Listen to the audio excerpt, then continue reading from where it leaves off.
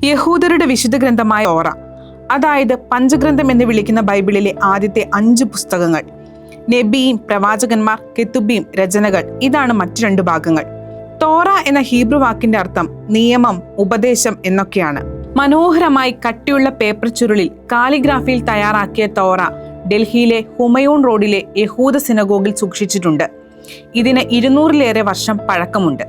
Hebrew പണ്ഡിതനായ ഐസക്കിയേൽ ഇസഹാക്ക് മൽക്കറാണ് ഡൽഹി സിനഗോഗിന്റെ റബ്ബി. തോറയിൽ ബൈബിളിലെ പഴയ നിയമത്തിലെ ഉൽപ്പത്തി, പുറപ്പാട്, ലേവ്യർ, സംഖ്യ, ആവർത്തനം എന്നീ 5 പുസ്തകങ്ങളാണുള്ളത്. യഹൂദരുടെ വിശ്വാസപ്രകാരം ആദ്യ പ്രവാചകനായ മോശയ്ക്ക് ദൈവം സീനായ് മലയിൽ വെച്ച് നേരിട്ട് പറഞ്ഞുകൊടുത്ത നിയമങ്ങളും തോറയിൽ രേഖപ്പെടുത്തിയിരിക്കുന്നു. തോറയിലെ 613 കൽപ്പനകളിൽ 248 എണ്ണം അനുസരിക്കേണ്ടവയാണ്, അതായത് കടമകൾ. 365 എണ്ണം ചെയ്യരുതാത്തവയാണ്, അതായത് നിഷിദ്ധമായ കാര്യങ്ങൾ. പാരമ്പര്യമായി തോറ മൃഗങ്ങളുടെ തോലിലാണ് തയ്യാറാക്കുന്നത്. കൈയെഴുത്തു പ്രതികൾ ചുരുളുകളായാണ് സൂക്ഷിക്കുന്നത്. വലിയ പേപ്പർ ചുരുളിൽ കാലിഗ്രാഫിയിൽ വടിവൊത്ത കൈയക്ഷരത്തിൽ ഹീബ്രുവിൽ എഴുതി തയ്യാറാക്കി സിനഗോഗിലെ പ്രത്യേക പേടകത്തിലാണ് തോറ സൂക്ഷിക്കുന്നത്.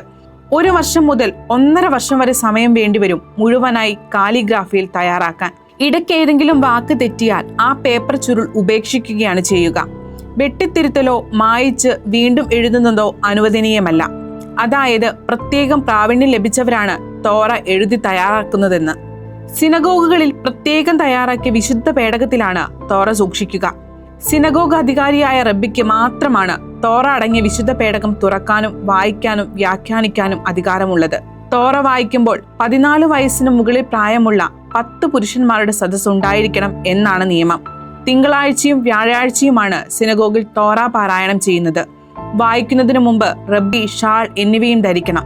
തോറ പാരായണം ചെയ്യുന്നതിന് മുമ്പ് മുട്ടനാടിന്റെ കൊമ്പുകൊണ്ടുണ്ടാക്കിയ കാഹളം മുഴക്കുന്നതും ആചാരത്തിന്റെ ഭാഗമാണ്.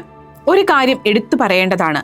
ലോകത്തെവിടെയും ഏതു ജീവിതാവസ്ഥയിലും യഹൂദർ തങ്ങളുടെ ആചാരങ്ങളും അതികഠിനമായ വിശ്വാസനിഷ്ഠകളും പാലിച്ചു പോന്നു.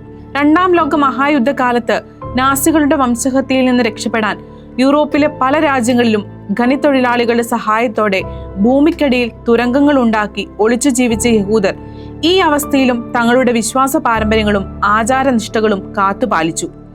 ദൈവത്തിന്റെ തിരഞ്ഞെടുക്കപ്പെട്ട ജനം എന്ന വിശേഷണം അവർ സ്വയം എടുത്തണിഞ്ഞതാണോ അതോ ലോകം അവർക്ക് ചാർത്തിക്കൊടുത്തതാണോ എന്നറിയില്ല.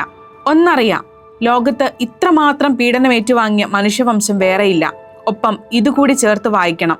മനുഷ്യകുലം നേടിയ എല്ലാ ശാസ്ത്ര നേട്ടങ്ങളുടെയും ലോകത്തെ മാറ്റിമറിച്ച എല്ലാ കണ്ടുപിടുത്തങ്ങളുടെ പിന്നിലും ഒരു ജൂതന്റെ തലച്ചോർ പ്രവർത്തിച്ചിട്ടുണ്ട്.